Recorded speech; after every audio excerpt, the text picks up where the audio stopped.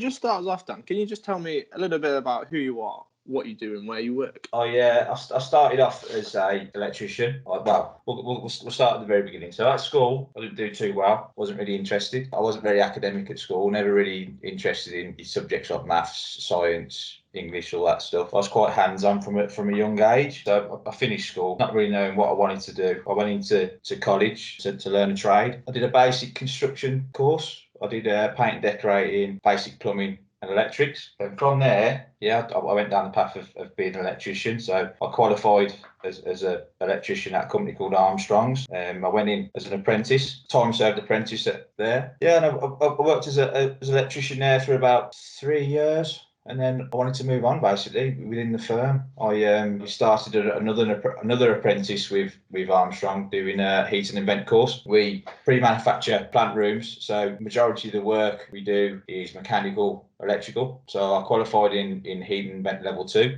I could do kind of all aspects on the shop floor in regards to wiring the jobs, building the jobs, fitting the jobs out with pipe work, etc. I did that for about 5 years. Once I was confident in doing that, I wanted another change, I wanted a new challenge. So I decided to get my gas ticket again, same with the same company. I qualified as a gas engineer in 2017, but having the background knowledge of, say, the whole package really, the electrical knowledge, the knowledge on the mechanical side, it was kind of an all-round role I could take. So it's kind of natural progression to go on to service and maintenance and commissioning the pieces of kit we design and manufacture, and I've been in that role to this date, really. Okay, so you mentioned you did an apprenticeship in there then, just at the start. So how did you find that apprenticeship? What sort of things did you learn? Was it valuable to you starting out your career? Oh, 100%. I think earning and learning is probably one of the best, in my opinion, one of the best routes you can go. You're getting paid to learn. You've got a wage coming in, and you're taking every piece of knowledge from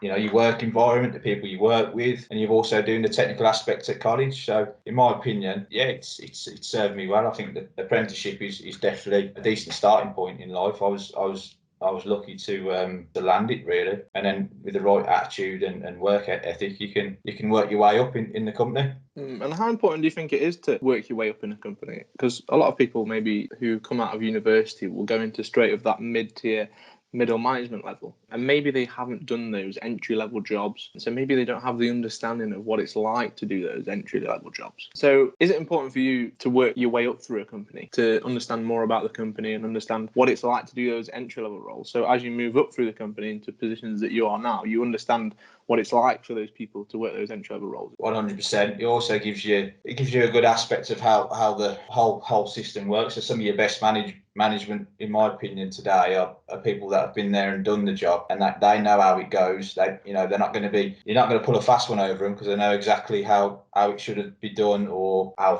long things are going to take, etc. Because they've been and done it in their shoes. So throughout your career journey then, Dan, what sort of skills have been important to you? So maybe the skills that you had as an apprentice, what skills were those? And maybe did they change throughout your career, or did some of them stay the same? I think you mentioned sort of your work ethic earlier on. What skills have been important to you sort of starting your career, and what skills are important to you now? And are there any similarities? Skill set as an apprentice, as I started as an electrician, so it's a very hands-on role. Skills was using the likes of hand tools and reading drawings, being able to have a list of materials and erect it effectively, being able to understand the instructions from you say your superior, good timekeeping, etc.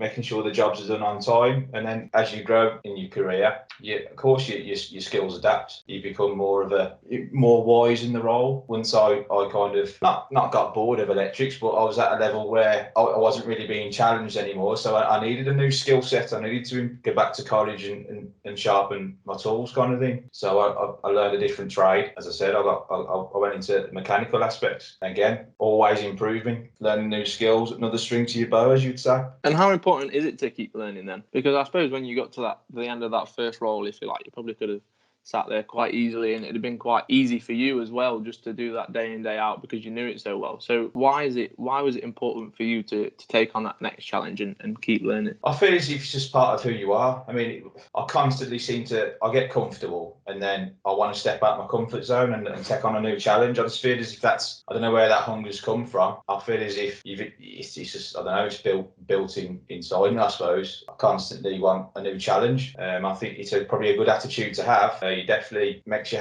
climb the ladder a bit quicker. I think it's important you touch on there to get out your comfort zones. A lot of people get in comfort zones, don't they? And they stay where they are because it's easy and they don't want to take that next challenge. So getting out your comfort zone it is really important. So you mentioned in the skills question a little bit about sort of the skills are important, but what about the sort of ability to ask questions? Because I suppose maybe young people might be listening and going, oh well, I'd like to go into an apprenticeship, but I don't want to seem like I don't know what I'm doing. I don't want to seem like, oh, when I ask a stupid question, maybe I'll get laughed at, or maybe people will think I'm stupid and I won't be able to do the role. So were you ever in that position where you was like, oh, I don't know whether to ask this question, or I think they might think I'm a bit daft if I ask this question?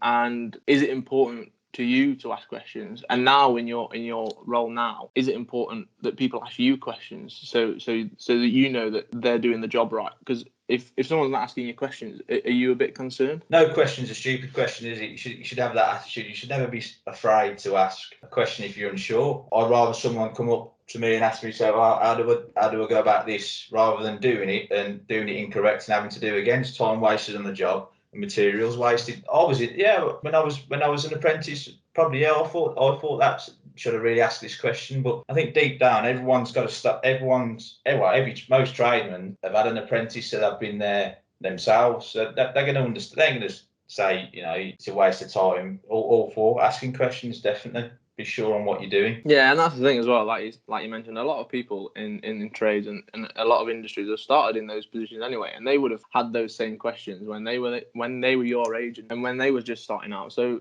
don't be afraid to ask questions, because questions, like Dan said there, you'd rather do it right the first time and ask 20 questions than do it wrong the first time, the second time, and the third time, and then ask a question and waste those materials and the cost of the business. Yeah, and I think one of the most important questions is why. If someone asks me, how does this work, and then they're more intrigued, well, why does it do that way? What, you can kind of pick up on someone genuinely interested in the subject. They're always asking why, what, where, when. Yeah, so that's what I've found in my experience anyway. So moving things on slightly then, Dan, was there anyone sort of throughout your career journey, maybe when you're an apprentice or sort of moving up through the company, who mentored you or maybe inspired you as well and said, you know what, I want to be like them? And I want to see myself doing their job when I'm older? Because maybe young people at the moment with sort of the access they've got to really big international businessmen such as like the Bill Gates and the Jeff Bezoses of the world, they maybe get a bit clouded and think that the only success they can achieve is those top guys, which is of course the case, and it's great that we can be connected to people like that. But were you inspired by anyone sort of in your closer circle, or did anyone sort of mentor you throughout your career journey? And how important was that, if that was the case? 100%. I mean, I haven't had just one mentor, because I've had multiple roles. I've had a few mentors along the way.